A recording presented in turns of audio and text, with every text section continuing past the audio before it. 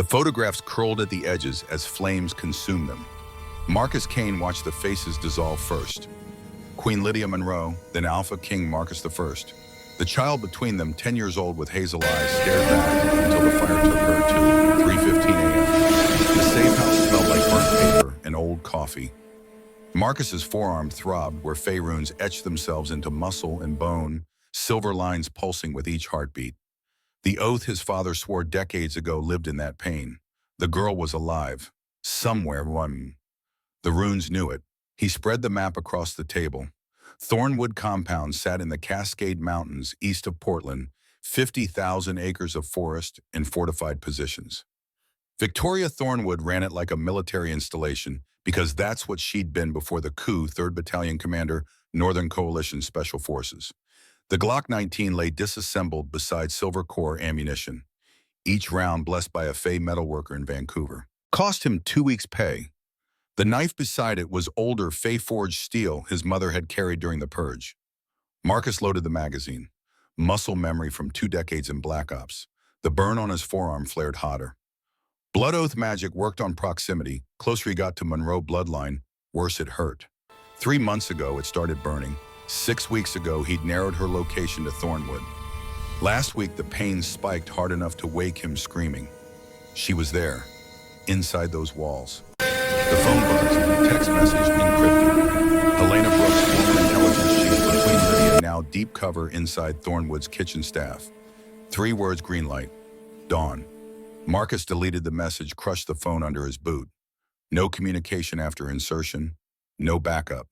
If this went wrong, Coalition brass would deny his existence and Helena would be exposed. The old spy had spent 12 years building her position, hiding the Monroe girl, training her, keeping her alive. You didn't abandon blood debts.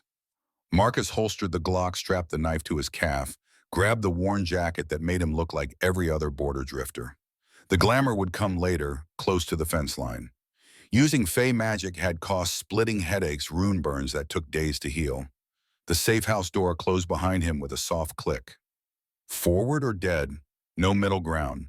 The rental truck's engine turned over on the 3rd try. By the time he hit Highway 26 eastbound, false dawn was painting the Cascades gray and gold. The Monroe family died on a Tuesday night in September 12 years ago. Marcus had been running a training exercise in Alaska when the runes on his forearm caught fire. The pain dropped him to his knees, pulled a scream from his throat that brought the whole camp running. His father had sworn the oath 40 years earlier during the Fey Purge. Queen Lydia's mother, Alpha Charlton Monroe, hid Marcus's mother in the Royal Compound service tunnels for 3 months. Fed her, protected her, smuggled her across the Canadian border when coalition death squads got too close. Payment for that mercy was simple. If Monroe blood ever faced extinction, Fey blood rose to defend it. The oath passed father to son, mother to daughter. Magic in the marrow that didn't ask permission. When Charlotte's granddaughter inherited the throne, Marcus felt it settle on his shoulders. Lydia Monroe was smart, fair, built alliances instead of burning bridges. Victoria Thornwood served as 3rd Battalion Commander, a competent officer who kept her people sharp. Nobody saw the coup coming. Victoria walked into the throne room during a council session and put 3 rounds into Alpha Marcus's chest before anyone could react. Her loyalists were already in position. The compound burned that night. Official story blamed anti-government rebels. By sunrise, Victoria was Alpha Queen of the Northern Coalition. Marcus reached the compound before the purge teams finished, found bodies in the throne room, found Helena Brooks pulling a child through a service tunnel. The girl was unconscious from smoke inhalation, face streaked with soot. Mother's necklace, clutched in small fingers. Helena looked at him with eyes that measured risks and calculated survival. She'd been Lydia's intelligence chief for 15 years. Get her out. I'll say she burned. Nobody looks for ghosts. Marcus carried the child through 3 miles of tunnel. Helena met them 2 hours later with forged documents, a new name, and a plan that required patience. We can't move against Victoria yet. She'll be watching for survivors. The girl stays dead. I go back, play the loyal servant, build position over years. You disappear. Wait for the call. When the time's right, we strike. 12 years. The girl Catherine was, her real name, would be 30 now. Old enough to understand what had been taken. old enough to want it back. The truck's GPS showed 2 miles to target coordinates. Marcus pulled onto a logging road that hadn't seen maintenance in 5 years. He parked where the road ended, checked weapons one final time, and called the Glamour. Fey Magic answered reluctantly. The runes on his forearm burned as his features shifted, sharper cheekbones harder, jaw eyes that went from gray to flat brown. The change ran deeper than cosmetic. Scent markers altered. The cost was immediate.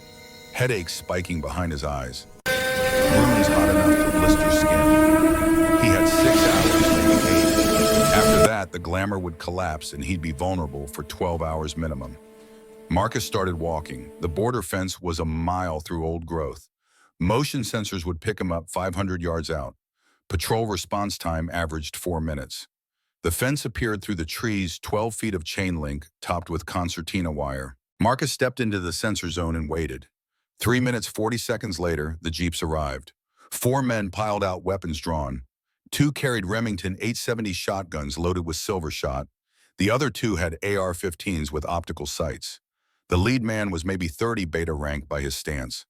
The shotgun barrel pointed at Marcus's chest. His hands went up slowly. On your knees, hands behind your head. 5 seconds to comply before we stop asking nicely. Marcus knelt, fingers locking behind his skull. The 2 men with rifles moved around his flanks. Professional spacing. Victoria trained her people well. The beta grabbed Marcus's collar, yanked him forward hard enough to test for resistance. Finding none, he patted him down with efficient brutality.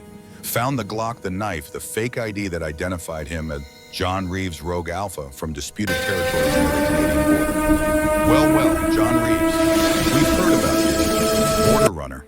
Killed 3 of Henderson's pack last month over grazing rights. The story was plausible because it was mostly true. Marcus had borrowed the identity of a real rogue who disappeared 6 weeks ago. The real John Reeves was currently enjoying an extended vacation in Alaska, courtesy of coalition intelligence. The beta's fist came from nowhere, cracking across Marcus's jaw hard enough to split skin. Pain flared bright. Marcus let his head snap to the side and stayed on his knees. That's for wasting our morning. Get him cuffed. AlphaKing's going to want to chat with this one. Zip ties bit into Marcus's wrists. They hauled him to his feet and shoved him toward the nearest jeep. Marcus counted 3 guard towers visible from this position, marked their firing angles, noted the communication antennas on the south ridge. The drive to the compound took 7 minutes. Dense forest gave way to cleared fields of fire. Then the main buildings came into view. 3-story stone structure that had been the Monroe family's seat for 6 generations. Victoria had added security features that turned it into a hardened position. Blast barriers, reinforced doors, murder holes in the eaves. The jeep pulled into an underground garage. 2 more guards waited at the interior door, both carrying submachine guns. The beta grabbed Marcus's collar again and marched him down a corridor that descended into the compound's foundation. Maximum security was 3 levels below ground, carved out of bedrock during the Cold War. The air smelled like damp stone and something chemical, probably the silver treatment they used on the bars. 8 cells total, 6 currently empty. Marcus's cell was the last on the right. Concrete floor, steel cot bolted to the wall bucket for waste food slot in the door. No windows. The beta shoved him inside hard enough to bounce him off the back wall. Welcome to Thornwood Reeves. AlphaKing will decide if you're worth interrogating or just shooting. Make yourself comfortable. Could be a while. Footsteps receded. Marcus waited until the sound faded completely before testing the cell's dimensions. 3 paces by 4. Walls solid concrete. Door was the weak point. Hinges on the outside lock was mechanical. He settled on the cot and closed his eyes, reaching for the runes. The burn had intensified since entering the compound. She was close. Maybe not in this building, but somewhere within a quarter mile. Hours passed. Marcus tracked time by the shift changes he heard through the door. Guards rotated every 4 hours. Nobody brought food. Nobody came to interrogate him. Standard practice. Let the prisoner sit. Let uncertainty work on his nerves. At 1800 hours, the food slot opened and a tin cup slid through. Water lukewarm, tasting faintly of mineral.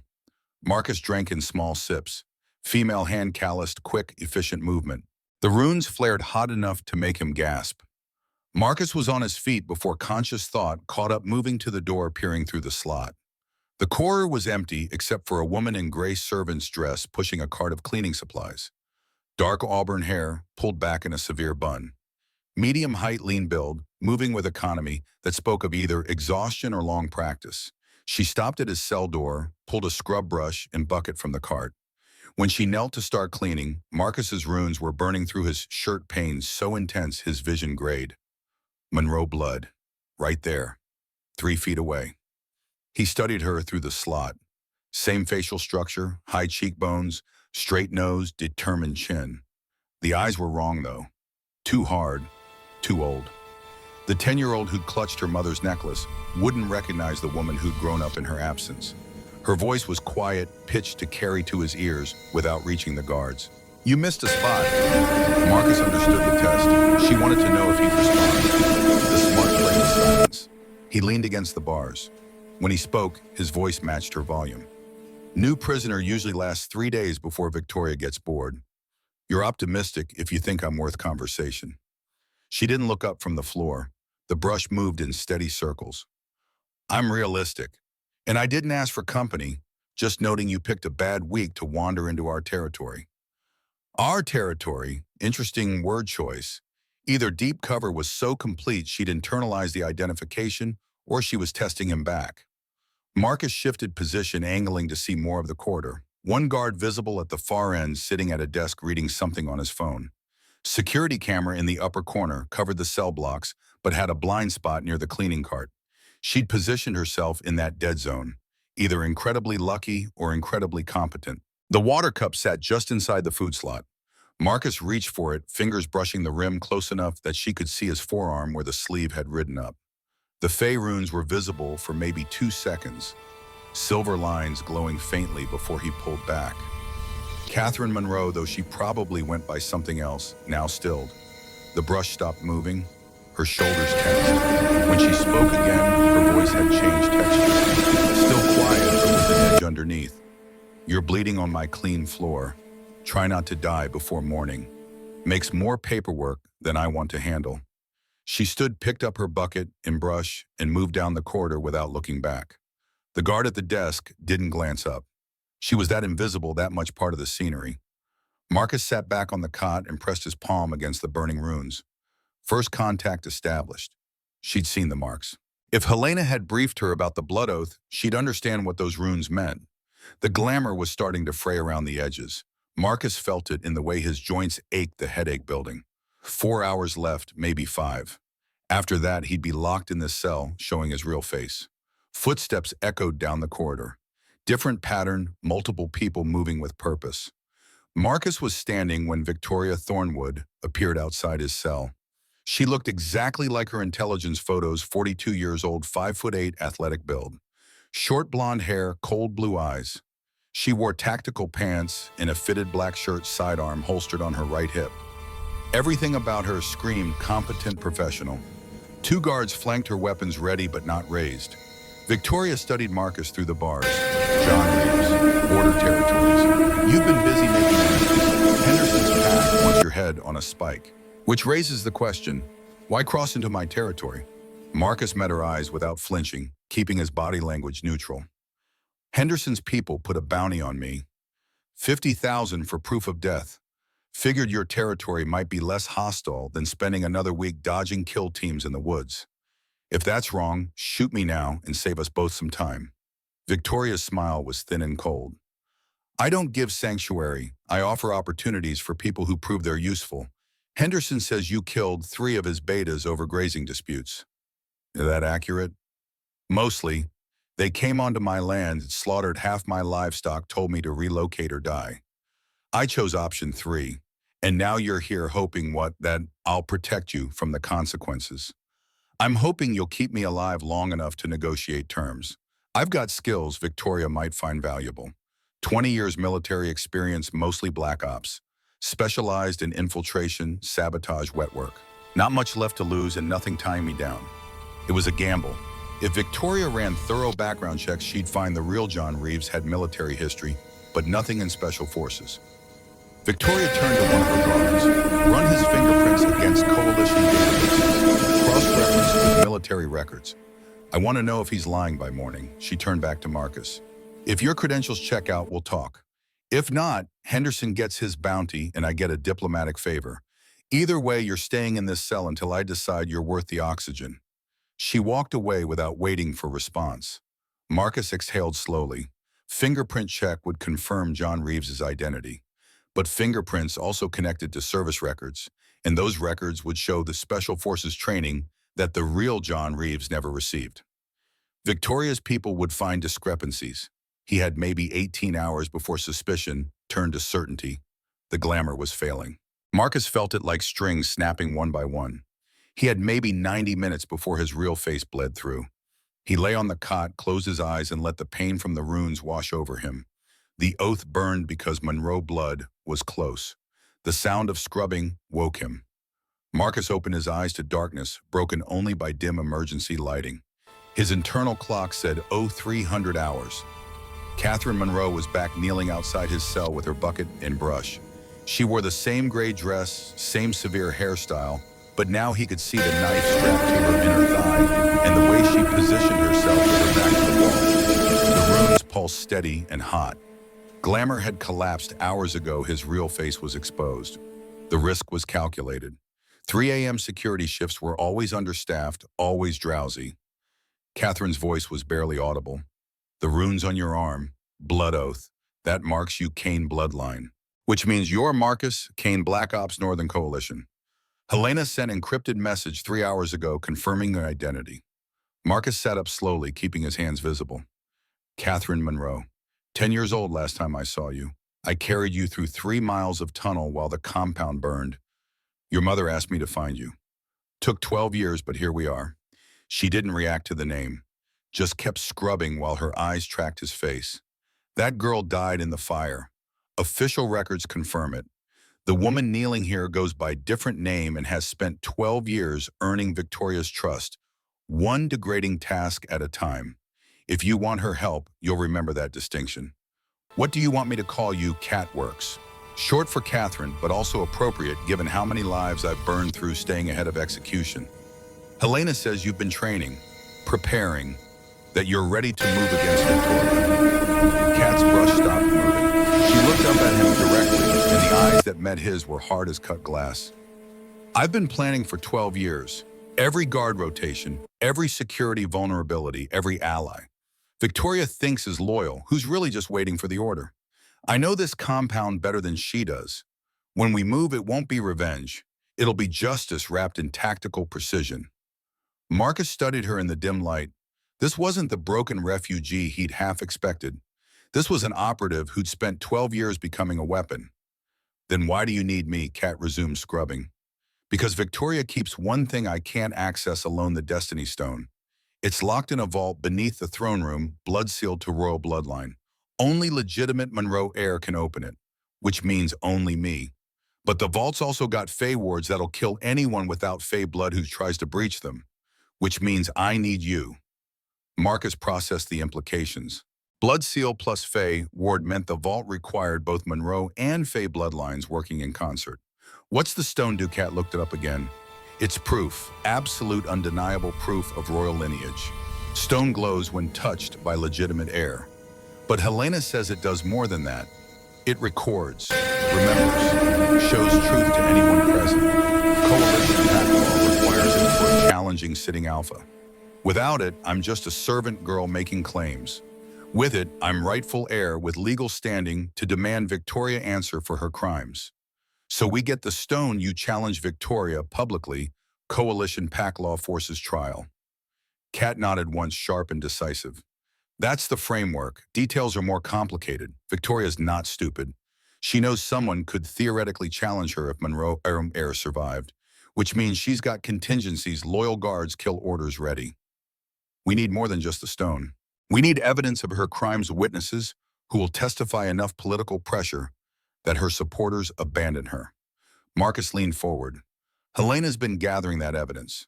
12 years of patient work. But even with proof, we're looking at civil war if Victoria decides fighting's better than facing trial. What's your plan for managing that? Cat's smile was cold. Victoria's military background means she thinks tactically. Present her with a no-win scenario where fighting costs more than surrendering, she'll choose survival. We need to fracture her support base before revealing the stone. Turn enough of her key people neutralize her most loyal units. Present her with fate accompli, where resistance means death for her entire faction. That requires intelligence. Victoria doesn't know you have. Kat reached into her cleaning bucket, pulled out a folded piece of paper sealed in plastic. She slid it through the food slot. Marcus unfolded it to find names, positions, locations, a network diagram of Victoria's power structure, with red marks next to specific individuals. The marks indicate vulnerabilities.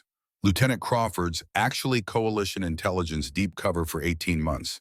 Captain Morrison found out Victoria murdered his brother, is looking for excuse to turn. Beta Reynolds discovered Victoria's been embezzling coalition funds, has documentation hidden off-site. Each of these people will flip if given reason and protection. How'd you get this information? Because nobody notices the servants scrubbing floors while they discuss classified operations. 12 years invisible means I've heard everything, seen everything cataloged, every mistake Victoria's people made. When do you want to move? Kat checked her watch. Victoria's negotiating alliance with Eastern Pac. Diplomatic mission arrives in 4 days. If she cements that alliance, her position becomes unassailable. We move before then, 72 hours from now during Blood Moon ceremony. That's when she'll be most vulnerable, most distracted. We hit the vault, get the stone, activate the contingency, force her hand. 72 hours isn't much time for planning. It's the window we have. Take it or walk away. Nobody's forcing you to honor blood oath your father swore. Marcus met her eyes and held the gaze. I'm not walking away. My father swore oath to your grandmother during the purge. She saved my mother's life when coalition death squads were hunting Fey blood hybrids. Payment for that mercy is absolute. I've spent 12 years searching for you. Now that I've found you, I'm seeing this through. Kat's expression softened fractionally. Then we work together. But I'm not some princess waiting for rescue. I've been at this longer than you. I know this compound, these people, the terrain. We operate as equals or we don't operate at all. Clear, clear. Good. Tomorrow night, same time. I'll bring detailed vault schematics and guard rotation schedules for ceremony day. You figure out how we breach Fey wards without killing both of us. Deal, deal. Kat stood, collected her cleaning supplies, and moved down the corridor with the same invisible efficiency. Marcus lay back on the cot and stared at the ceiling. 72 hours to infiltrate a magically sealed vault, steal a royal artifact, and ignite a revolution against an entrenched military dictator. The tactical challenges were enormous, but blood oath magic burned in his forearm, and Catherine Monroe's eyes held the cold determination of someone who'd spent 12 years preparing for this exact moment. Morning came with the sound of boots on concrete. A tray slid through cold, oatmeal, weak coffee slice of bread. Marcus ate mechanically, mind, already running tactical scenarios. Victoria would be getting her fingerprint analysis results this morning. The data would confirm John Reeves's identity, but raise questions about military background that didn't match official records. Hours passed in the cell's eternal twilight. Lunch was thin soup and more bread. The guard who delivered it was young, maybe 22, with eyes that tracked the corridor nervously. At 1600 hours, the guard rotations changed. 2 new faces appeared, both older, more confident. They brought Victoria's Lieutenant Crawford, according to Kat's document. He stood outside Marcus's cell with arms folded. AlphaKing reviewed your background. Military record checks out. Special Forces training is interesting, given John Reeves shouldn't have security clearance for that kind of specialization. Want to explain the discrepancy? Marcus kept his expression neutral. Black Ops training doesn't always appear in official records. Plausible deniability. If Coalition Brass wants to deny my operations existed, they scrub documentation and leave ghosts behind. Crawford's eyes narrowed fractionally. Might be true, might be bullshit. Either way, you're staying down here until AlphaKing decides your asset or liability. Keep your head down, don't cause trouble, maybe you walk out of this alive. He left without waiting for response. Marcus watched him go, noting the slight hesitation in his stride. If Crawford was really coalition intelligence, he was playing his role perfectly. Night fell again. Marcus waited until his internal clock read 0200 before Kat returned. She moved faster this time, efficiency suggesting urgency. The folder she passed through the food slot was thicker, packed with architectural drawings, security protocols, guard schedules, vault schematics, 3 levels below throne room accessible through service corridor that runs beneath west wing. Primary entrance is blood-sealed. Secondary entrance exists through old maintenance tunnel, but it's fey-warded with lethal deterrence. Both access points converge on central vault chamber where stone's kept. Marcus spread the schematics on his cot. The vault was designed by someone who understood both magical and conventional security. Ward specifications. Cat's voice dropped even lower. Class 4 deterrent. Ancient Fey magic predates coalition formation. Designed to kill anyone without Fey bloodline who touches the threshold. Even with proper bloodline, you'll need to speak activation phrase in Old Tongue. Helena thinks she knows it, but we won't be certain until we test. And if she's wrong, then you die instantly and I'm trapped in vault with no exit route, which is why we practice the phrase until you can recite it in your sleep. Marcus studied the ward notation. Class 4 meant lethal force backed by magical contract. What about the blood seal? That's my job. Monroe bloodline opens it. Trick is doing it quietly enough that security doesn't detect activation. Seal's designed to alert Victoria's people when triggered. We'll need to disable that alarm system first. How Cat pulled another document, this one showing electrical schematics overlaid with security network topology. Vault alarm runs through central security hub on sub-level 2. During Blood Moon ceremony, most of security staff will be topside managing crowd control. That leaves hub understaffed. Crawford will disable alarm from inside. He's got access codes. We disable alarm. I open blood seal, you breach Fey ward. We retrieve stone and exit through main tunnel before anyone realizes we've been there. Marcus identified 36 points where the plan could fail catastrophically. It's a terrible plan with almost no margin for error. Cat's smile was grim, but genuine. It's the only plan that has better than 0 chance of success. You got better ideas, I'm listening. Otherwise, we go with this and pray the moon goddess hasn't completely abandoned Monroe bloodline. Marcus folded the schematics, committing every detail to memory. I'll need to practice Fey ward activation. Can't afford mistakes when we're standing in front of it. Cat produced another paper covered in symbols that made Marcus's eyes water. Old Fey script language that predated written English by thousands of years. Memorize this. Practice pronunciation. Ward responds to perfect recitation, only one wrong syllable, and defensive magic triggers. Take it seriously. Marcus took the paper. What's your exit strategy if this goes wrong? If we get separated, Cat's expression went flat, emotionless. If we get separated, you extract yourself and disappear. I've been preparing for 12 years. You've been here 3 days. Your duty is to the oath, not to me specifically. If I go down, you survive and honor the blood debt by making sure Victoria faces justice eventually. That's not how this works. You're Catherine Monroe, legitimate heir. Losing you means losing one person instead of 2. Think tactically, Kane. I'm valuable alive, but I'm not irreplaceable. If we get cornered, I buy time for you to escape. That's the plan. Accept it or walk away now. Marcus held her gaze. I'm not walking away. But I'm also not leaving you behind unless you give explicit order. We go in together, we come out together. Cat stared at him for a long moment. Finally, she nodded. Fine. We live together or die together. But if dying together is the outcome, I'm blaming you for terrible tactical advice. Fair enough, she checked her watch again. Ceremony is 48 hours from now. I'll come back tomorrow night with final updates. Memorize those schematics, practice that phrase. When we move, everything happens fast with no room for revision. Questions Marcus had 100, but most could wait. Helena. Does she know full scope of what we're planning? Kat's expression softened fractionally. Helena's known since I was 18 and told her I wanted revenge instead of running. She's the one who taught me planning beats anger, that precision beats passion. Everything I know about intelligence work, tactical thinking, patient preparation, I learned from her. She's not just handler. She's the reason I survived long enough to become threat instead of victim.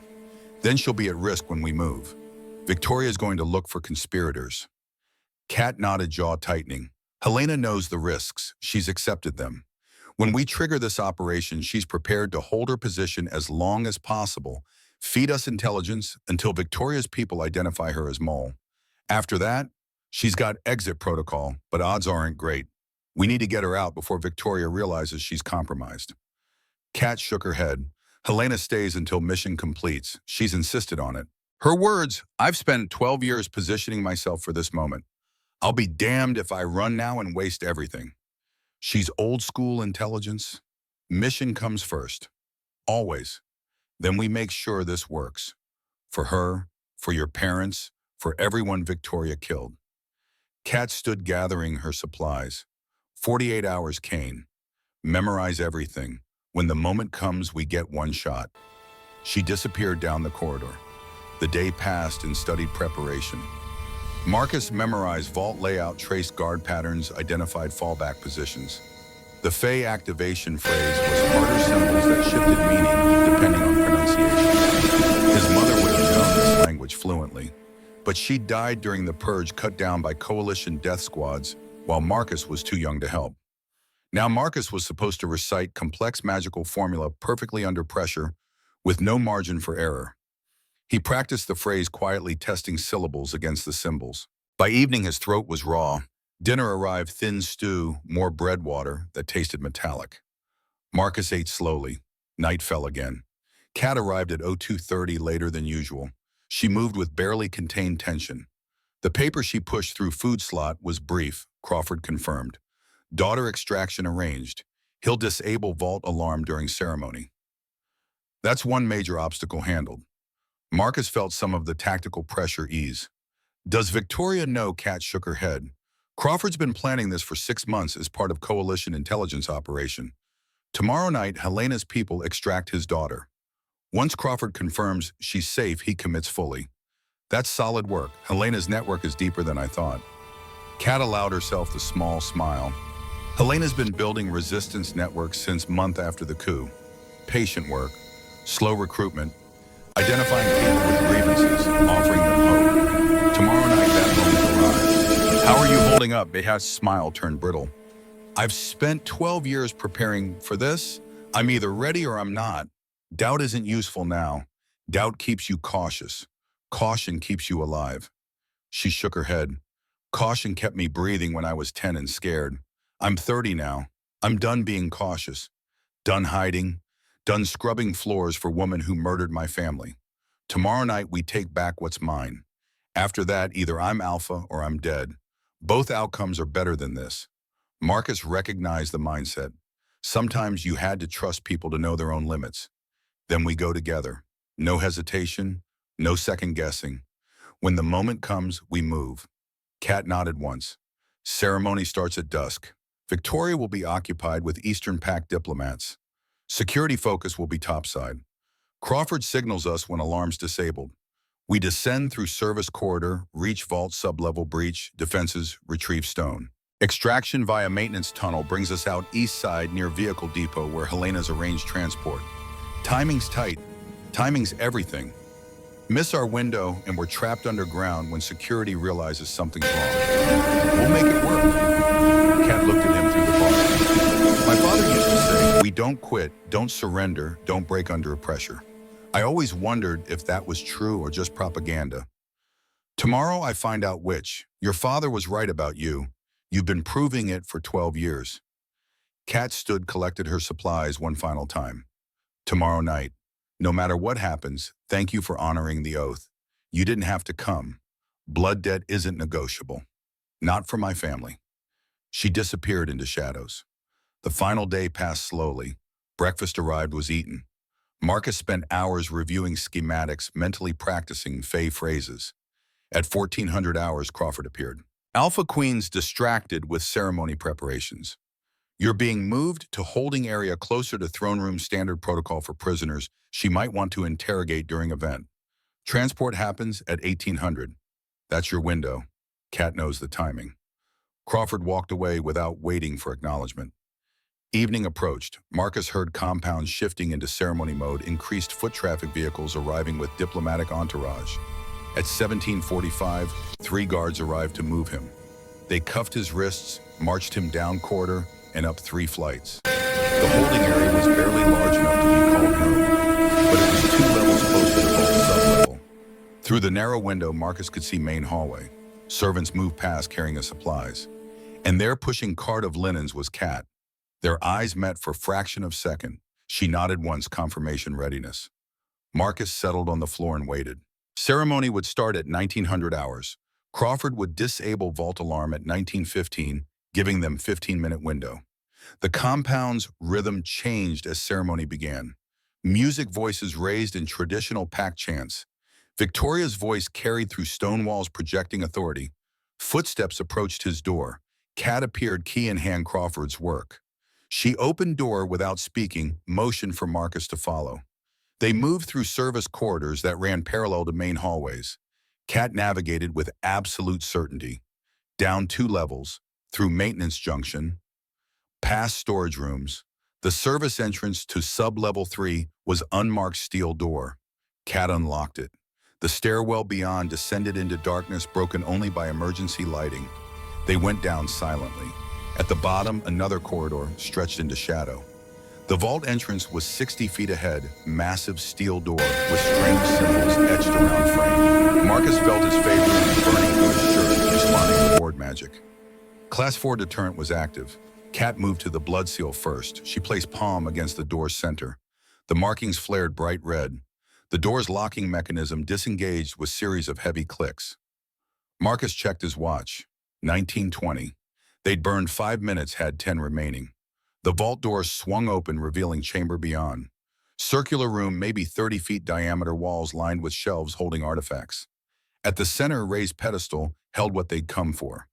The Destiny Stone was smaller than Marcus expected, maybe size of softball, gray-white surface that seemed to shift texture. The pedestal was ringed with face symbols, ward magic, so concentrated Marcus could taste it. He approached slowly. Class 4 deterrent was active, would trigger if anyone without Fey blood touched threshold. Marcus pulled the paper from his pocket, reviewed symbols one final time. The phrase had to be perfect. Kat waited at the vault entrance, watching corridor behind them. Marcus began reciting the phrase, feeling his way through syllables that existed between dimensions. The words came easier than expected. He felt the ward responding magic, recognizing authentication, defensive protocols relaxing. The final syllable left his lips, and the pedestals glowed dim. Ward was suppressed. Window was open. Marcus moved forward, reaching for the stone. The moment his fingers made contact, the artifact blazed with light, so intense he had to close his eyes. Power surged through his nervous system. Behind him, Kat gasped. Marcus turned to see her standing frozen, staring at the stone's light. And in that light, something was happening to her. The careful mask she'd worn for 12 years was cracking. The stone's light focused, narrowing to beam that illuminated Kat where she stood. Her hands came up involuntarily, and the light wrapped around her wrists like recognition. Marcus understood. The stone wasn't just proof of lineage. It was responding to legitimate heir, confirming through magic what blood already established. Then alarms started screaming through the compound. Crawford's 10-minute window was up.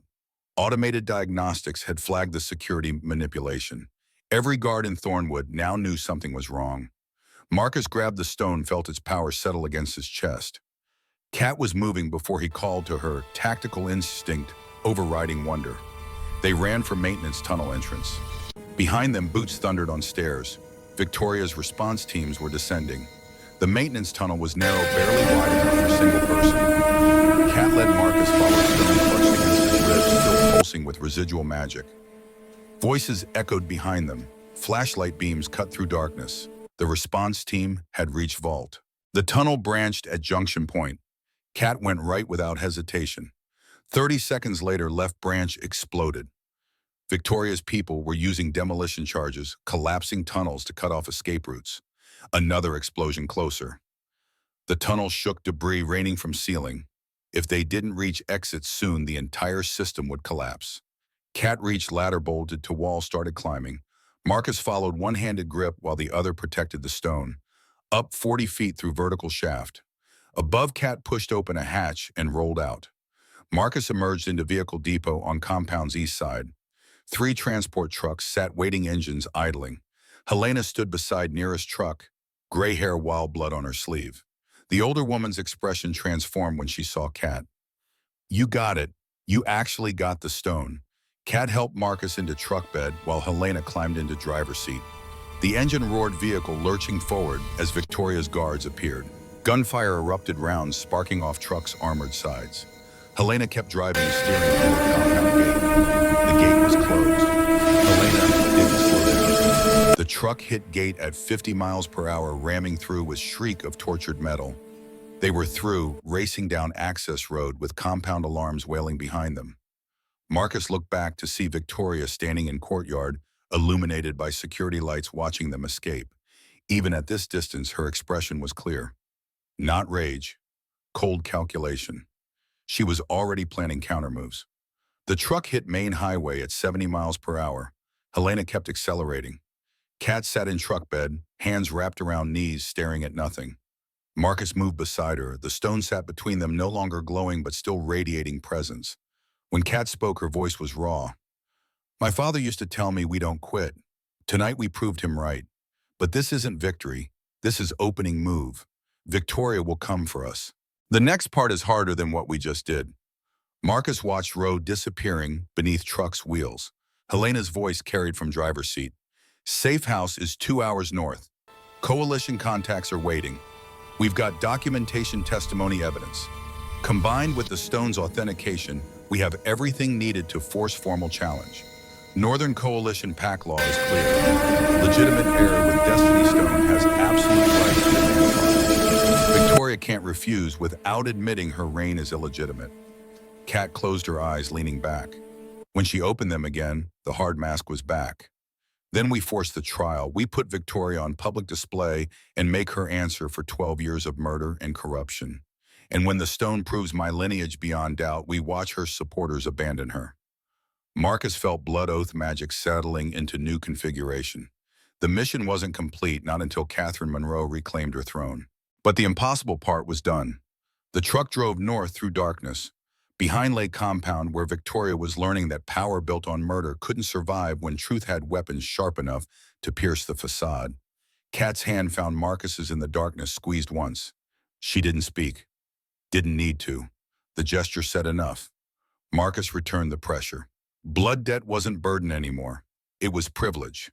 Dawn would bring new challenges. Victoria's response. Coalition politics. The formal trial that would determine Northern Pacific's future. But for these hours driving through darkness toward uncertain future, they'd earned moment of victory. Helena spoke one more time before silence claimed the truck. Your parents would be proud. Marcus for honoring those no one would have blamed him for abandoning. Catherine for becoming more than victim. For becoming leader strong enough to challenge tyranny and win.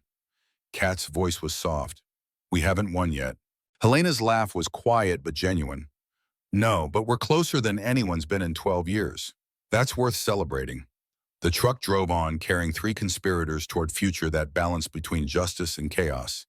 Behind them, Thornwood's lights had disappeared. Ahead, dawn approached with promise of reckoning. Marcus closed his eyes and let exhaustion catch up. Mission Phase 1 was complete. Phase 2 began at sunrise. The safe house was a converted ranger station 40 miles north of Thornwood. Helena killed the engine and they sat in silence, listening for pursuit. Marcus knew it would come. Kat moved first, climbing from truck bed with controlled movements despite exhaustion.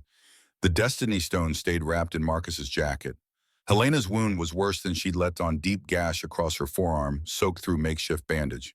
Inside the safe house smelled like old wood and dust. Solar panels provided minimal electricity. The main room held tactical setup, topographic maps, encrypted radio weapons, cache medical supplies. Kat secured the perimeter while Marcus worked on Helena's arm. The wound was clean, no arterial damage, but needed stitches she wouldn't get. Field dressing would have to suffice. Helena endured his work without flinching. When Kat returned, her report was concise. Perimeters clear. 2 approach routes, both monitored by motion sensors you installed last month. We'll have 30 seconds warning if company arrives. Marcus tied off the bandage and checked his watch. 0345. Victoria would be mobilizing response teams, calling in favors, spinning narrative. Helena moved to communication equipment and powered up encrypted radio. Static hissed, then cleared. Nightfall to Raven, package secured, requesting immediate coalition contact. The response came 90 seconds later. Raven acknowledges, hold position, council representative, en route ETA 6 hours. Maintain radio silence until contact established. Helena switched off and turned to face them both. Coalition leadership has been waiting for this moment. We've spent 18 months building political support, documenting Victoria's crimes, positioning allies. The stone authentication changes everything. PAC law requires formal challenge. Victoria can't refuse without admitting her grain is illegitimate. Marcus pulled weapons from the cash field, stripping and cleaning them. What's Victoria's most likely response? Immediate manhunt or political countermove? She'll do both. Manhunt targets us directly. Political countermove involves discrediting Kat's claim, arguing the stone is fake, painting us as destabilizing force. Victoria's smart. She knows winning public opinion matters as much as tactical engagement. Kat had been silent, standing by window, watching darkness. Let her spin whatever narrative she wants. Stone doesn't lie. When I stand before Coalition Council with proof of lineage, her words become meaningless. The question isn't whether she can discredit me. The question is, how many people die before she accepts a defeat? Helena moved beside her, placing hand on Kat's shoulder. Your mother said something similar before the coup.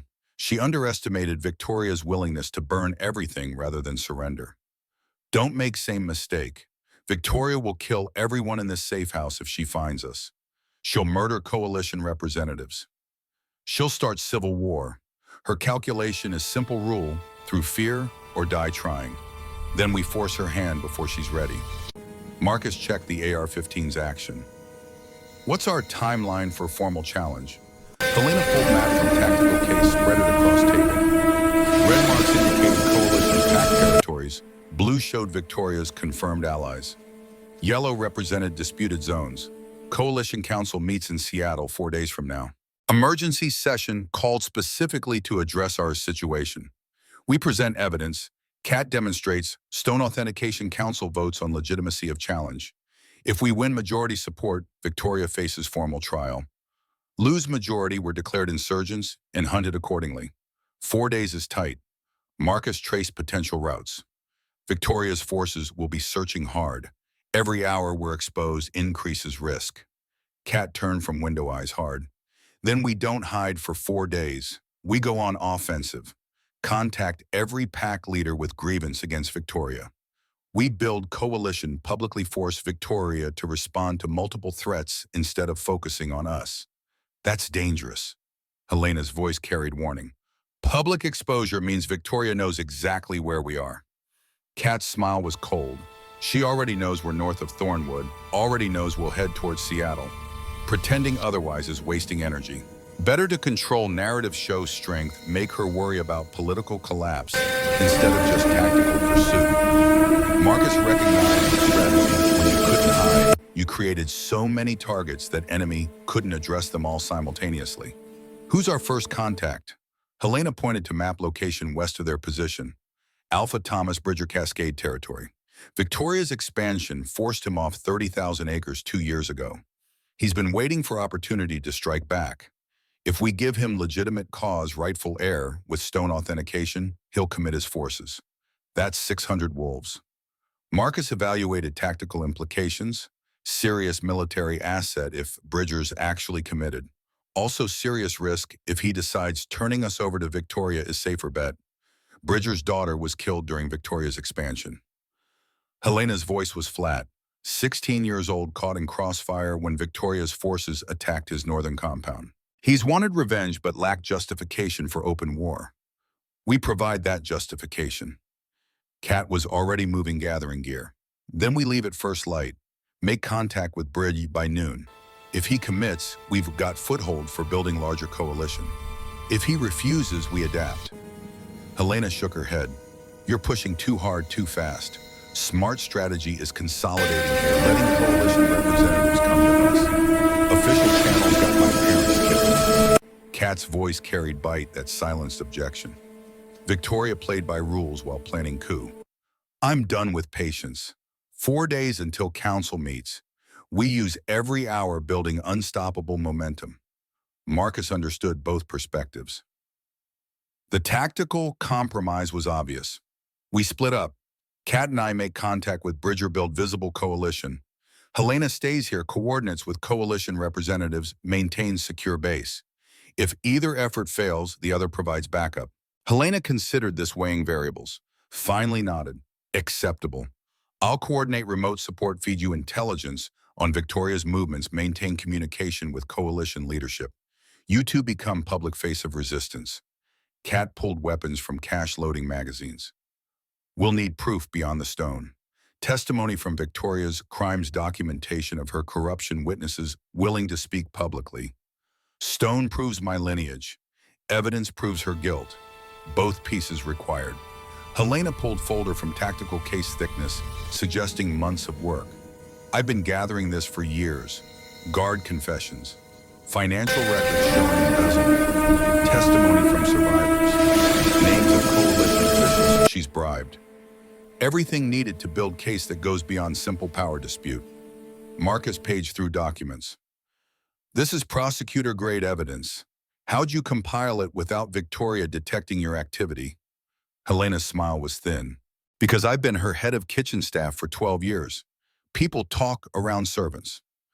Guards gossip during meals. Visiting dignitaries get drunk and boast. I've heard everything, documented everything. Victoria thinks I'm broken loyalist from old regime. That assumption was her first mistake. Kat looked at Helena with expression that mixed admiration and something deeper. When counsel meets, you'll testify. Helena met her eyes without hesitation. I'll testify present evidence, provide intelligence that demonstrates Victoria's entire regime is built on murder. After that, my usefulness ends. But by then, damage will be done. Truth will be public record. Dawn arrived with gray light filtering through forest canopy. Marcus had slept 2 hours combat rest that left him functional. Kat had stayed awake reviewing Helena's documentation. Helena had coffee brewing instant mix that tasted like chemicals but provided caffeine. They drank in silence while morning sounds filtered in. The radio crackled at 0700. Helena answered, listened, then switched off with carefully neutral expression. Victoria's issued formal statement. Claims terrorist cell stole sacred artifact from Thornwood, killed 6 guards during escape. She's offered $100,000 bounty for our capture. Coalition Council has acknowledged her complaint, agreed to hear both sides during Seattle session. Kat's jaw tightened, but her voice stayed level. 6 guards. She's lying about casualties. We didn't kill anyone during extraction. Doesn't matter if it's true. Helena packed radio into case. Victoria's controlling narrative. By time we present evidence, public opinion will see us as dangerous criminals. We need to counter that immediately. Marcus checked weapons one final time. We do that by going public ourselves. Release our own statement. Challenge Victoria, directly force media to cover both sides. Can coalition contacts help with that? Helena nodded. We've got sympathetic journalists, independent media outlets who've been waiting for opportunity to expose Victoria's corruption. I'll coordinate release while you're meeting Bridger. Multiple information sources, all corroborating same story. They loaded into different vehicle, older pickup trucks, Helena dispatched. Marcus drove while Kat navigated using back roads that avoided checkpoints. The stone stayed wrapped and hidden. 2 hours west, terrain shifted from dense forest to mixed agricultural land where packed territories met. Bridger's compound was marked by tall fence and security measures. Guard towers, patrol routes, defensive positions. Marcus stopped truck half-mile from compound entrance and waited. Protocol for approaching armed territory was simple. Make yourself visible, show no weapons, let defenders decide. The response came within 5 minutes. 6 wolves approached on foot, weapons ready, but not raised. Professional spacing. The lead beta was female, maybe 40, with scar across her jaw. You're on Alpha Bridger's land. State your business or turn around. Kat stepped forward, hands visible and empty. I'm Catherine Monroe, daughter of Alpha Marcus and Queen Lydia, rightful heir to Northern Coalition throne. I'm here to speak with Alpha Bridger about joining forces against Victoria Thornwood. I have proof of my claim. The beta's eyes narrowed. She keyed radio and spoke quietly. Response came quickly. After 30 seconds, she looked back. Alpha Bridger will see you, but weapons stay here, and if this is trapped, you'll die before you take 3 steps inside. Understood. They were escorted to Bridger's compound on foot. The main building was fortified log structure with gun ports and reinforced doors. Inside it smelled like smoke and tension. Alpha Thomas Bridger was 65, built like he'd spent lifetime doing physical labor, gray hair cropped military short. His face carried permanent anger. Catherine Monroe, haven't heard that name in 12 years. Everyone knows you died in coup. Now you show up claiming to be rightful heir. Forgive my skepticism. Kat pulled the stone from Marcus's jacket, unwrapped it slowly. The moment her fingers touched surface, the artifact blazed with light that filled the room. Power surged, undeniable and absolute. Bridger's expression transformed shock, giving way to wonder, then calculation. He stood, approached slowly, stared at the glowing stone. Moon's mercy. It's real. You're real. Kat's voice was steady despite Stone's power. Victoria murdered my family, stole our throne, and has spent 12 years consolidating power through fear. I've spent those same years preparing to take back what's mine. I'm calling formal challenge under Coalition Pact law. Council meets in Seattle in 4 days. I need allies. Specifically, I need you. Bridger circled slowly. What you're asking could start civil war. Victoria's got half the Coalition packs in her pocket. Even with stone authentication challenging her means blood. Kat let the stone's glow fade, wrapped it carefully. Victoria's expansion cost you 30,000 acres in your daughter's life. How much more are you willing to lose waiting for someone else to act? The words hit like physical blow. Bridger's face tightened.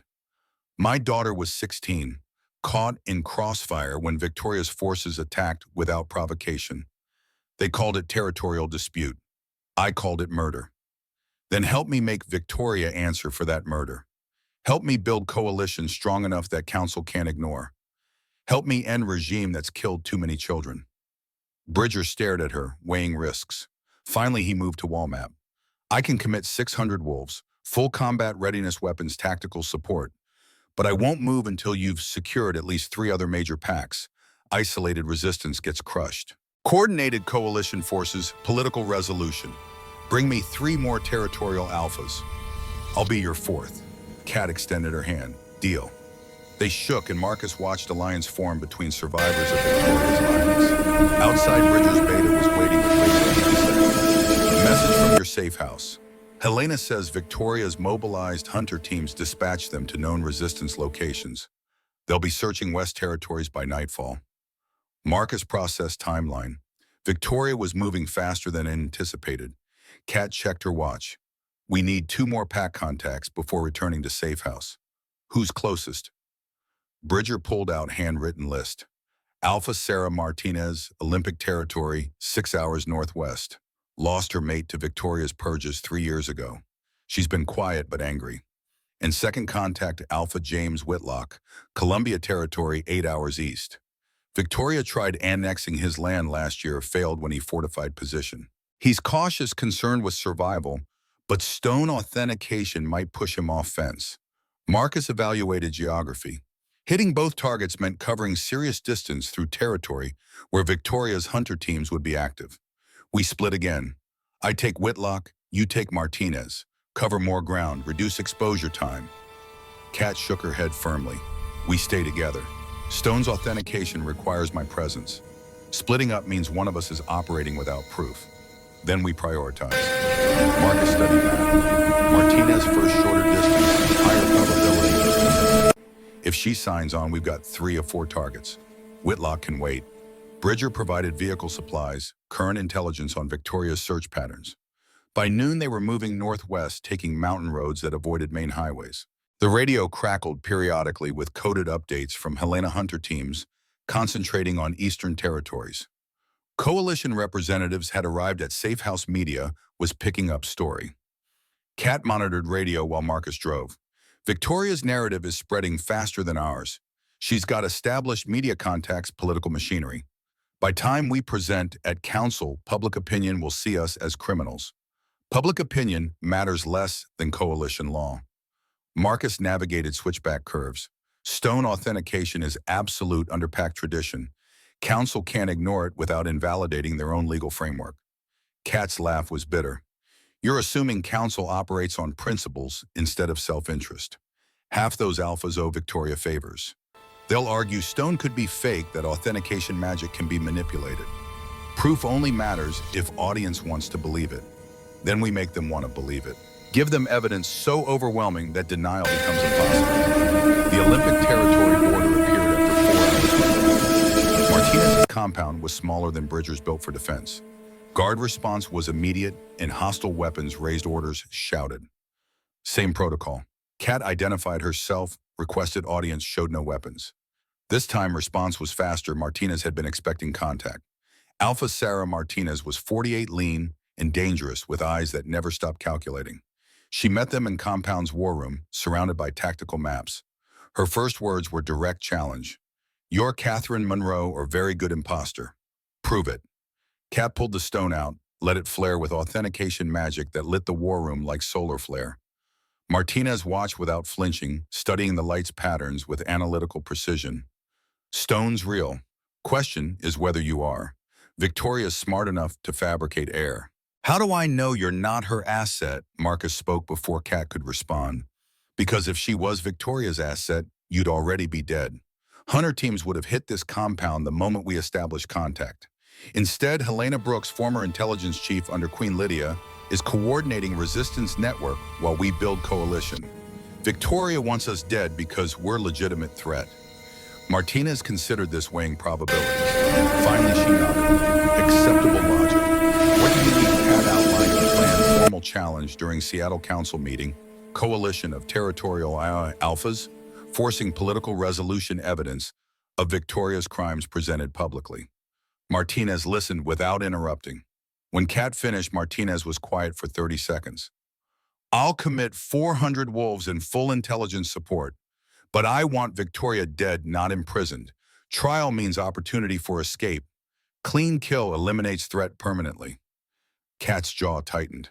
"I want justice, not assassination. Victoria faces trial. If council votes execution, so be it. But I won't start this by becoming murderer." Martinez's smile was cold. "Your mother thought like that. Moral high ground. It got her killed by opponent who had no such restrictions. Learn from her mistakes or repeat them." The tension was sharp. Marcus recognized fundamental divide. Martinez was warrior, who'd learned survival required ruthlessness. Kat was heir, trying to reclaim legitimacy through legal channels. When Kat spoke again, her voice carried authority. "I understand your position, but building coalition means building consensus. Some alphas will support trial, others will demand execution. I need both factions united long enough to remove Victoria from power. After that, council decides. Can you accept that framework?" Martinez studied her. "Fine. We play it your way until Victoria's removed. After that, if council's verdict isn't death, I reserve right to take independent action." Kat extended hand. "Deal. I won't stop you from doing what you think necessary once legal process completes." They shook. Martinez provided updated intelligence before they left. Victoria's hunter teams had found safe house location, were mobilizing assault force. Helena was evacuating, moving to secondary position, but extraction would be tight. Marcus was back in truck and driving before Martinez finished briefing. Kat was on radio immediately. "Nightfall to Raven. Be advised, hunter teams have your location. Recommend immediate evacuation." Helena's response came with background noise of rapid movement. "Already moving. Secondary position is compromised. Also, they're burning through contingency locations faster than anticipated. I need extraction point outside predicted search radius." Marcus pulled map while driving. "Head northwest, grid reference, November 7 Charlie. Abandoned lumber mill, 30 miles outside Victoria's primary search pattern. We'll meet you there in 4 hours." Confirmed. Transmission cut off.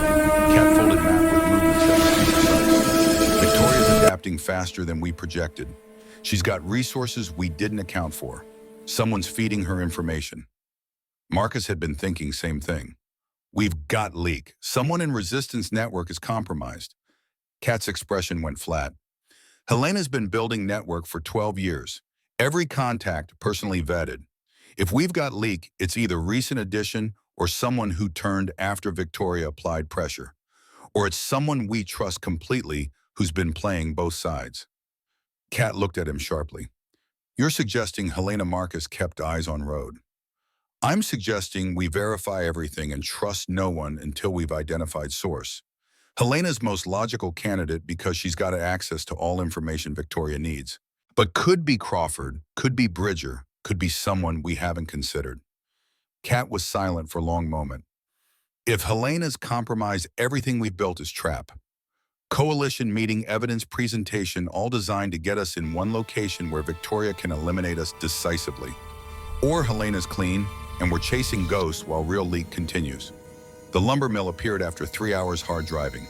Abandoned facility machinery, rusting structures, listing dangerously. Good location because no one came here without specific reason. Helena arrived 15 minutes later, driving different vehicle with visible bullet damage. Her wound had reopened, blood soaked through fresh bandage. She looked exhausted, but her eyes stayed sharp. Hunter teams hit safe house 40 minutes after I evacuated. Serious force, 30 wolves, military weapons, tactical coordination. They weren't planning to capture. They were planning to eliminate resistance leadership in single strike. Marcus helped her from vehicle while Kat secured perimeter. How'd they find the location? Helena shook her head, frustrated. Shouldn't have been possible. Safe house location was need to know only. 3 people had coordinates, you, me, Kat. Unless one of us talked, Victoria got lucky, or she's got intelligence capability we haven't accounted for. Marcus made decision, instantly pulling Helena aside where Kat couldn't hear. I need to ask direct question, and I need honest answer. Are you compromised? Helena met his eyes without flinching. Her expression held offense that was either genuine or carefully performed. You think I've spent 12 years protecting Catherine just to betray her? Now I think Victoria's predictively accurate about our movements.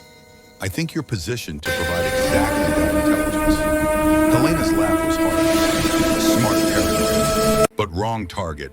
I've dedicated 12 years to this mission.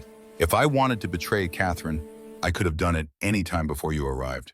Instead, I've been gathering evidence, building networks, preparing for exactly this moment. Then who's leaking? Helena pulled out tactical radio, showed him frequency log. I've been monitoring communications all morning. Every transmission we've made has been on encrypted channels. But I've detected signal bounce that suggests someone's retransmitting our traffic on different frequency. Plain text easily intercepted. Been happening for last 6 hours. Marcus felt cold certainty settling. Since we left safe house this morning. Helena nodded. Signals originating from device within 20 meters of your location. Either your truck's compromised or Kat's carrying tracker. Marcus moved back to where Kat was scanning perimeter. Need to check something. You carrying any equipment Helena provided before we left? Kat pulled tactical radio from her jacket. Standard encrypted radio. Same model Helena's been using. Why Marcus took radio, examined it. External appearance was standard. But when he removed battery cover, there was secondary component attached to power supply, tiny transmitter. This radio's got trackers installed. Every transmission we've made has been retransmitted to Victoria's people in plain text. Kat's expression went through rapid evolution, disbelief to anger, to cold calculation. She looked at Helena. You gave me this radio. Helena's face was pale. Standard equipment from Secure Supply, cash. I've been using same model for months without problem. Someone got access to cache, modified specific units, put them back in place. Who had access? Helena's voice was barely audible. Crawford. He provided equipment caches when we started building network. Said his sources could supply secure gear. I vetted him for loyalty, not operational security. If he was careless about chain of custody, Victoria's people could have compromised supply line months ago. Marcus processed implications. Crawford was still at Thornwood, positioned to feed intelligence.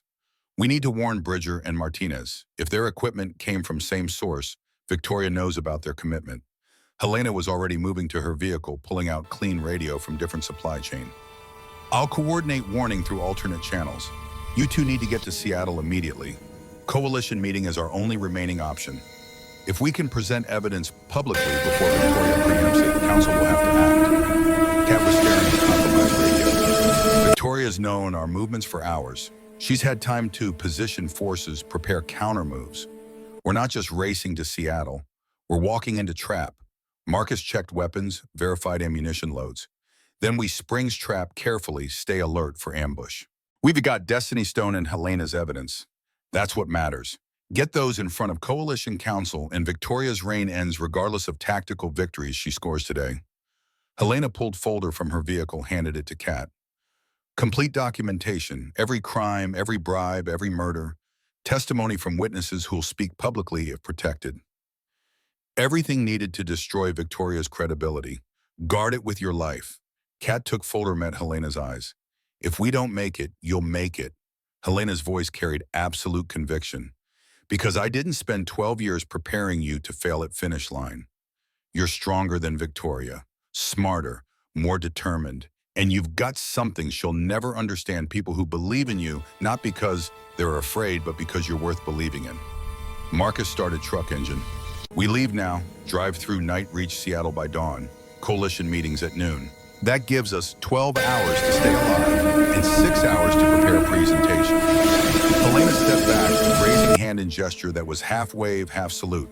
I'll coordinate support from here. Whatever resources I can mobilize, you'll have them. Now go.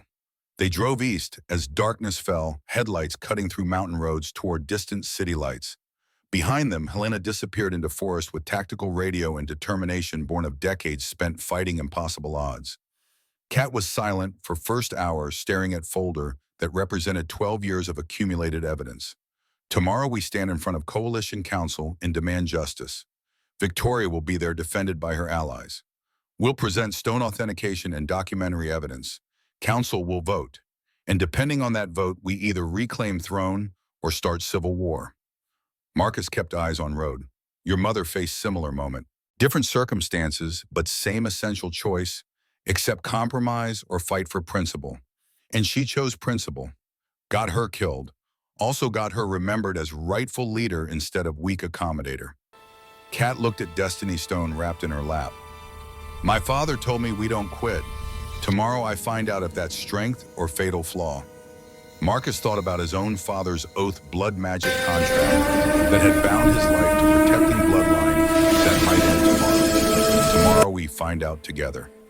The truck drove through darkness toward Seattle, carrying two people who'd spent years preparing for confrontation that would determine Northern Coalition's future. Behind them, Victoria Thornwood was mobilizing final defenses. Ahead lay Coalition Council Chamber, where 12 territorial alphas would decide whether Catherine Monroe's claim was worth civil war. The Destiny Stone pulsed once in Kat's lap, gentle reminder that some truths couldn't be argued away. Blood recognized blood. Magic confirmed what politics wanted to deny. Marcus checked rearview mirror, scanning for pursuit that would inevitably come. But every mile they covered brought them closer to public platform, where evidence could be presented and truth could be witnessed. Dawn would bring final confrontation. Seattle's skyline appeared through pre-dawn fog glass towers, catching first light. Marcus had driven through the night while Kat reviewed Helena's documentation, memorizing names and crimes until the evidence formed comprehensive narrative. The truck's engine rattled from sustained highway speeds, but mechanical complaints were distant concerns compared to what waited at Coalition headquarters. The council chamber occupied neutral ground, historic building that predated pack politics. Marcus parked 3 blocks away in a commercial garage position, chosen for multiple exit routes and clear sight lines. Urban environment offered advantages: witnesses, surveillance cameras, public spaces where violence became political liability. Kat checked her weapon one final time before concealing it. The Destiny Stone stayed wrapped against her ribs. Helena's folder was waterproofed and secured in tactical bag that could survive brief firefight. Everything they needed to destroy Victoria's legitimacy fit in containers small enough to carry while running. The street outside showed early morning activity: delivery trucks, commuters, coffee shops opening. Normal life continuing while political crisis approached breaking point. Marcus found comfort in that normalcy, reminded him what they were fighting for. Coalition headquarters was 4-story brick structure with architectural dignity. Guards at entrance wore civilian clothes but carried themselves with military bearing. Marcus recognized type veterans who'd served under multiple administrations, loyal to institution rather than individuals. Good sign. Those men wouldn't blindly follow orders if Victoria tried forcing confrontation. Kat approached with confidence. Catherine Monroe to present formal challenge before Coalition Council. My representative and I require immediate escort to chamber. The guard's expression didn't change, but but his hand moved to radio. Brief exchange, then professional nod. Counsel's expecting you. Weapons check first, then we escort you directly. Standard security protocol. Marcus surrendered his Glock and knife without argument, received claim tickets. Kat did likewise. The Destiny Stone and evidence folder weren't questioned. Interior hallways carried weight of decades spent mediating pact disputes. Photographs lined walls showing previous counsels. Marcus spotted image of Marcus Monroe, the first among them, young and vital before Victoria's bullets ended his reign. Kat paused briefly at that photograph, something unreadable crossing her features before tactical mask reasserted itself. The council chamber was circular room designed for equality. No head table, no elevated positions, 12 seats arranged so every alpha faced center where petitioners would present their cases. Gallery seating surrounded the circle. Cameras were mounted for official record. Marcus counted 20 people already present, council staff, legal advisors, journalists from independent outlets. No Victoria yet. She'd make entrance calculated for maximum impact.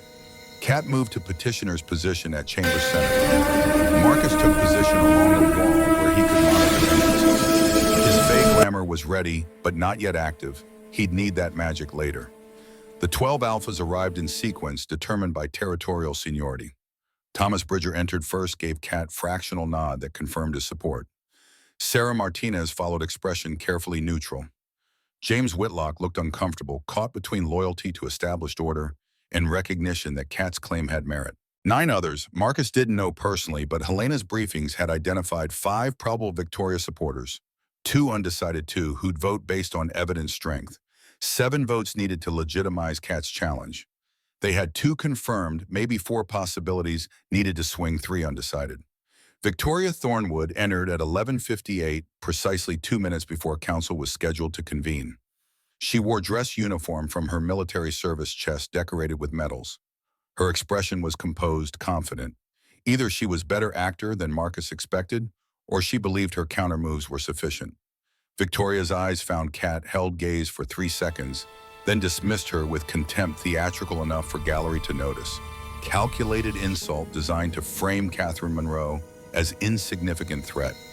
Kat didn't react, maintaining posture that projected quiet confidence. Better strategy. Council Alpha Chair called session to order at noon precisely.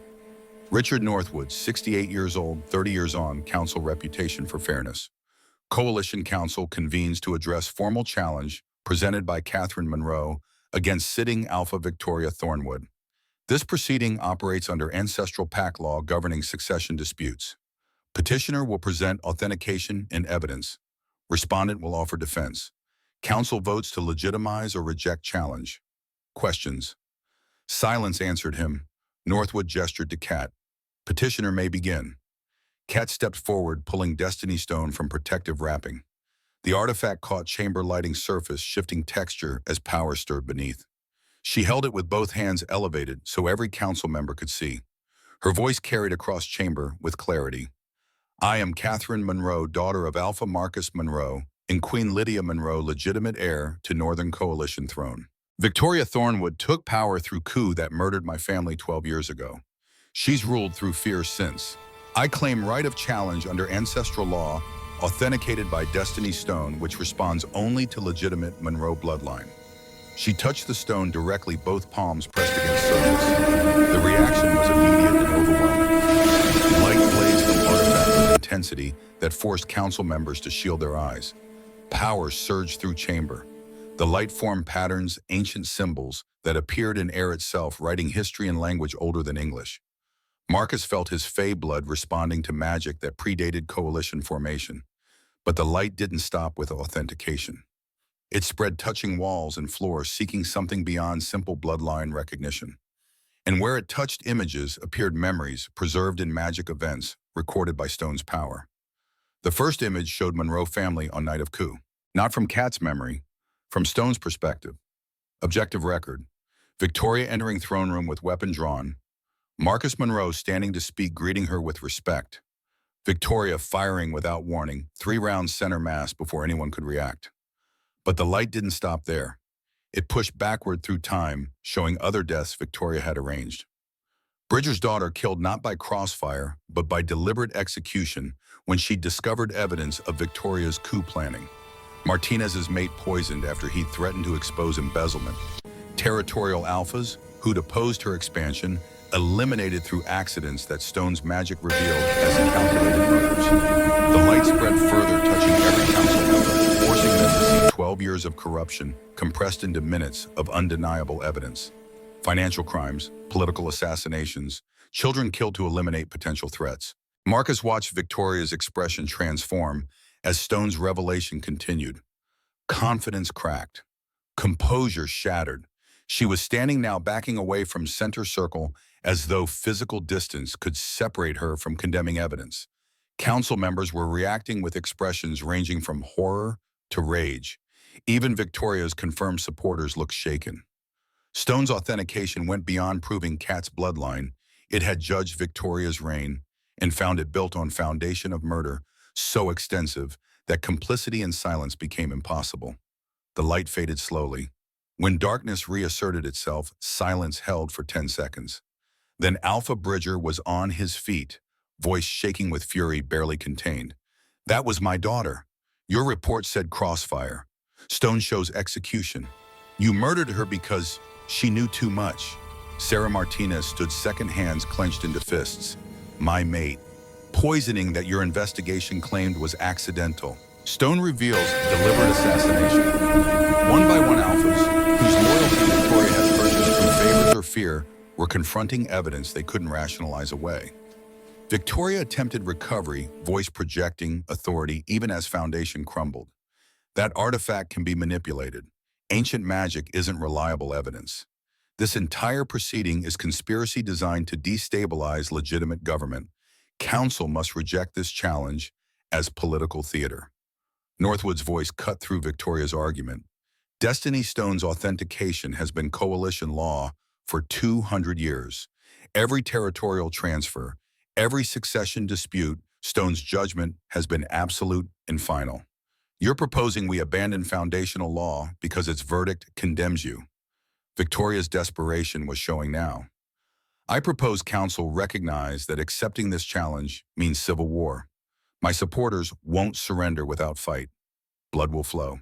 Is that outcome worth gambling on magic artifacts interpretation? Kat's response was delivered with precision. You're threatening Council with violence if they don't legitimize your coup. That admission alone proves everything Stone revealed. Legitimate leaders don't maintain power through fear. Tyrants do. Movement at chamber entrance pulled Marcus's attention. Crawford was there leading squad of 6 guards. His hand was on weapon, clearly prepared to follow whatever orders Victoria issued. But something was wrong with Crawford's positioning. He wasn't looking at Kat or Marcus. He was watching Victoria with focus that suggested he wasn't waiting for commands from her. Crawford's voice carried across chamber with authority. "Alpha Victoria Thornwood. I'm Lieutenant Crawford, Coalition Military Intelligence, operating under deep cover for past 18 months. I've been documenting your crimes and gathering evidence for formal prosecution. Stone's revelation corroborates everything my investigation discovered. I'm placing you under arrest for murder, conspiracy, embezzlement, and crimes against coalition law." The revelation detonated like tactical explosive. Victoria spun toward Crawford, reaching for sidearms. She checked at security, finding nothing. Her guards were confused, looking between her and Crawford, uncertain which authority to follow. Marcus moved then, activating Fey Glamour, despite cost it would demand later. His form shifted, became guard's appearance that Victoria's security team would recognize. He positioned himself between Crawford and Victoria's closest supporter, blocking intervention. Kat pulled her own weapon from ankle holster. Security hadn't found covering Victoria directly. "Stand down, this is over." But Victoria was career military, trained to fight until eliminated or extracted. She lunged for nearest council member James Whitlock, undecided alpha who'd been fence-sitting.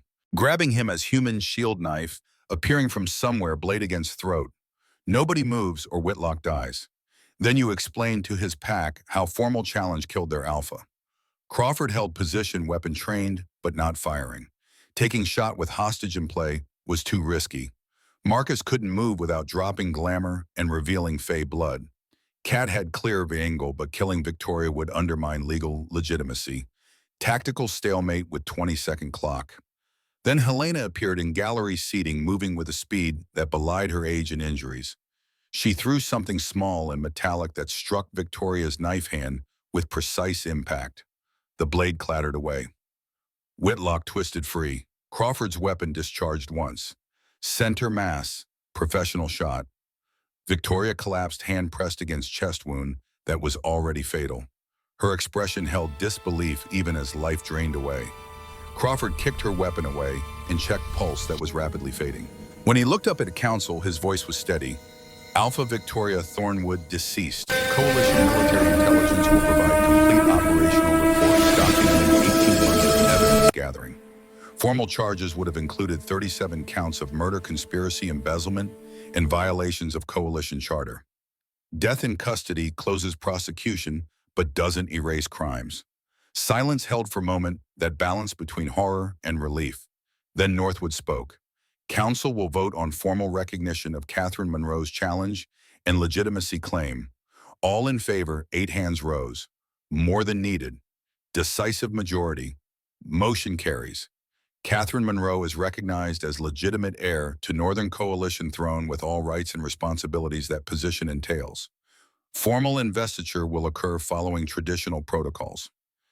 Kat lowered her weapon, looking at Victoria's body without satisfaction or regret. Just acceptance that necessary thing had been done. Marcus let glamour collapse, exhaustion slamming into him. His vision grayed as Fey magic extracted payment. He felt Crawford catching him before he hit floor, heard voices calling for medical assistance. Then darkness claimed everything.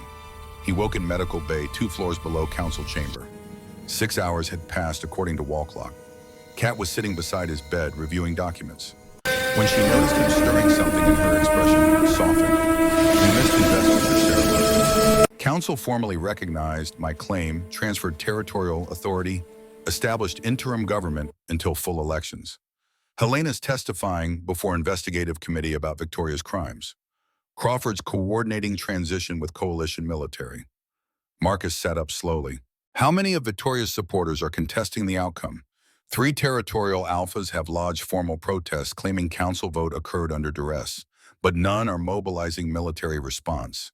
Without Victoria's personal authority, her support network is fragmenting rapidly.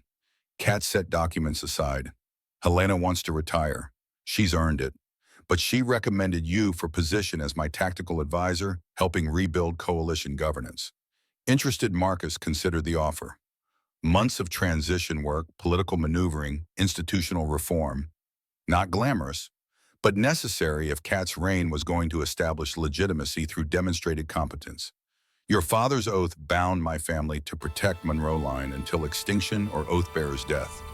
That obligation continues until you're secure on throne with functioning government." Kat's smile was genuine. "Then I accept your service. Not because magic compels it, but because you've proven yourself worth trusting." She stood, offering hand that pulled him upright. Outside Medical Bay Coalition headquarters was transitioning to new reality. Guards loyal to council. Administrators implementing reforms. Journalists covering story of legitimate heirs return and tyrants fall. Kat turned toward door, purpose already pulling her toward next responsibility. Before leaving, she looked back. "We don't quit.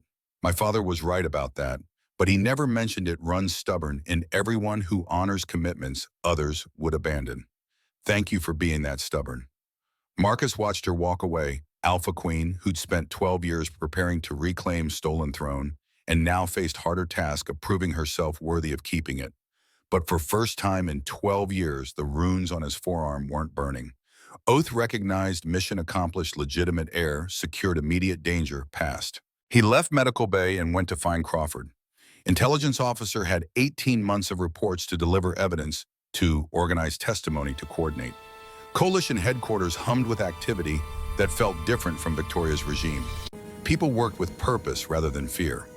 Marcus found Crawford in Temporary Operations Center, surrounded by intelligence reports. "Glad you're awake. Need your expertise analyzing Victoria's communication networks. She had contacts we haven't identified yet, potential threats who might attempt retaliation." Marcus pulled chair and sat across from him, ready to begin work that would consume next months of his life. Outside Seattle, sun was setting over city where coalition law had been tested and reinforced. Inside, people who'd spent years preparing for revolution were learning how to govern. The Destiny Stone sat in secure vault power dormant until needed again. Kat's formal coronation was scheduled for following month ceremony that would bring territorial alphas together in recognition rather than conflict. Helena was giving testimony upstairs, documenting 12 years of evidence, gathering with precision that would ensure historical record captured Victoria's crimes accurately. Somewhere in territories beyond city packs were receiving news that Tyrant's reign had ended and legitimate heir had been restored. Reactions would vary, some celebration, some uncertainty, some resistance from those who'd benefited from Victoria's corruption. But coalition law had been upheld. The Stone had judged, council had voted, and Catherine Monroe now carried responsibility of proving that her persistence wasn't just survival instinct, but foundation for building government worthy of that determination. The weeks that followed blurred the pattern of reconstruction and reform. Marcus worked with Crawford, analyzing Victoria's remaining networks, identifying security threats before they materialize. Helena provided testimony to 3 separate investigative committees, her documentation forming foundation for prosecutions that would continue for years. Kat appeared publicly for the first time 3 weeks after Victoria's death, addressing Coalition Assembly with speech that balanced acknowledgement of past wrongs with vision for different future. Marcus watched from security detail position as she spoke without notes, voice carrying authority earned through competence rather than inherited title. The coronation ceremony occurred on autumn equinox, 6 weeks after council vote that legitimized her claim. Traditional protocols were followed, territorial alphas presenting oaths of loyalty, Destiny Stone confirming her authority one final time, ceremonial transfer of power that made Catherine Monroe officially Alpha Queen of Northern Coalition. Marcus stood in honor guard position during ceremony, watching Kat accept responsibilities that would define rest of her life. The runes on his forearm had stopped burning weeks ago, but he'd chosen to remain anyway. Blood oath completed, personal commitment continued. After ceremony and private moment before public reception, Kat found him reviewing security protocols. You know the debts paid, right? Magic released you weeks ago. You could leave, go back to whatever life you had before this started. Marcus looked up from tactical displays. Could, won't. Someone needs to make sure you don't get yourself killed, proving points about stubborn persistence. Kat's laugh was genuine, carrying warmth that 12 years of hiding hadn't completely extinguished. Fair enough. But at least accept official title and salary. Tactical advisor to Alpha Queen looks better on paperwork than guy who hangs around because of old oath. Deal. As long as job description includes telling you when political compromise makes more sense than principled martyrdom. Kat extended hand, and they shook on terms that formalized what had already become partnership built through shared danger and mutual respect. The public reception lasted 4 hours, diplomatic obligations and political theater that Kat navigated with grace Marcus hadn't expected. She remembered names, acknowledged grievances, projected competence that slowly convinced skeptical alphas her reign might actually differ from Victoria's. Late that night, after dignitaries departed and headquarters emptied, Marcus found Kat in what had been Victoria's private office, now being renovated to remove traces of the previous occupant. She stood by window overlooking Seattle city lights spreading in all directions. You did well today. Your parents would be proud. Kat didn't turn from window. I keep thinking about what Martinez said, about my mother's principles getting her killed, wondering if I'm making same mistakes. You're not your mother. You're someone who's spent 12 years learning from her example while adapting to different circumstances. That's not weakness. That's evolution. Kat was quiet for a moment, processing. Helena told me something before she left for retirement. Said the hardest part isn't winning throne. It's keeping it without becoming what you fought against. Every decision has consequences. Every compromise costs something. How do I know when I've crossed line? Marcus moved to stand beside her at window. You surround yourself with people who will tell you truth instead of what you want to hear. You listen when they say you're wrong. You remember that power is responsibility, not privilege. And you accept that sometimes there aren't clean answers, just difficult choices between imperfect options. Kat looked at him, something vulnerable breaking through careful control. What if I fail? What if 12 years of preparation wasn't enough? Then you adapt and try a different approach. But I don't think you will, because failure isn't in your vocabulary. Your father was right about that stubbornness. It's the trait that kept you alive long enough to take back what was yours. Same trait that'll help you build something worth keeping. Kat returned her attention to window to city that represented new beginning, built on foundation of old wrongs finally addressed. My father used to bring me to this window, point out territories, and tell me stories about different packs. Said a good leader knows their people, understands their struggles, earns their loyalty through action instead of demanding it through authority. I was 10 when he died, spent 20 years wondering if I'd ever have chance to prove I learned those lessons. Now you get that chance. Question is what you'll do with it. Kat's smile was small but genuine. Build something better. That's the only option. Everything else is just survival, and I'm done surviving. Time to actually live. Outside Seattle slept beneath stars that had witnessed centuries of pack governance, territorial disputes, succession crises. Coalition had survived. Victoria's coup would survive. Transition to Kat's leadership would continue adapting to whatever challenges came next. Inside Coalition headquarters, AlphaKing Catherine Monroe stood beside tactical advisor Marcus Kane. Two people who'd spent years fighting impossible odds and now faced harder work of proving revolution's promise could become sustainable reality. The Destiny Stone rested in Vault 3 floors below, silent witness to everything they had accomplished and everything still ahead. Its light had judged Victoria's reign and found it wanting. Its light had confirmed Kat's legitimacy beyond doubt.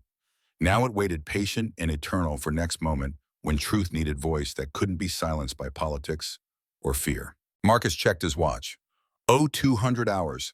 Long day behind them, longer ones ahead. But for this moment, standing beside rightful heir, who'd reclaimed stolen throne through combination of courage, competence, and stubborn refusal to accept defeat, he felt something like peace. Blood oath magic no longer burned, but commitment remained freely chosen, earned through shared danger.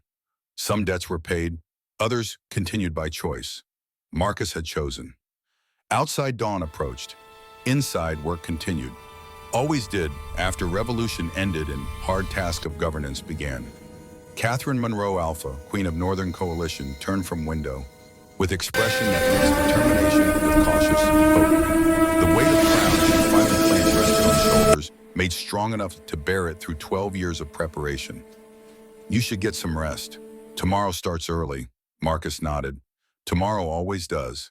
But we've handled worse. That we have. They left the office together, moving through headquarters that had become home to new administration, built on foundation of justice instead of fear. Behind them, city lights marked territories where packs would wake to different leadership, different priorities, different future. The revolution was complete. The real work was just beginning. And for the first time in 12 years, Catherine Monroe faced that work as herself, no disguise, no hiding, no pretense. Just heir reclaimed, throne restored, and determination to prove that stubborn persistence wasn't just survival mechanism, but foundation for building something that lasted. Marcus walked beside her advisor and ally, bound not by magic, but by choice to see this through to whatever end awaited. Some stories ended with victory.